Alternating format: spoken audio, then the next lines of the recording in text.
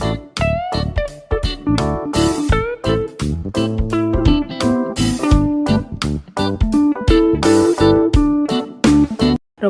டேஸ்டியான சிக்கன் குழம்பு ஒன்று பார்க்கலாம். ரொம்ப ஈஸியாகவும் டேஸ்ட்டாகவும் இருக்கும்.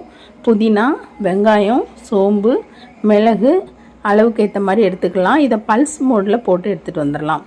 அப்புறமா பிரியாணி இலை, லவங்கம் போட்டிருக்கோம். அதோட நம்ம இந்த அதாவது பல்ஸ் மோடில் போட்ட அரைச்சும் அரைக்காமல் இருந்த வெங்காயம் போட்டு நல்லா வதக்கிக்கணும். வதக்கிட்டு அதோடு சேர்த்து 2-3 தக்காளியும் அரைச்சி எடுத்துகிட்டு வந்து சாம்பார் பொடி போட்டு நல்லா சேர்த்து வதக்கணும். நல்லா வதக்கிட்டு சால்ட்டு சேர்த்துக்கலாம். சால்ட்டு சேர்த்துட்டு நம்ம கொஞ்சமாக மஞ்சத்தூள் போட்டு சிக்கன் வேக வச்சுருக்கோம், அதையும் இதோடு சேர்த்து நல்லா வதங்கணும்.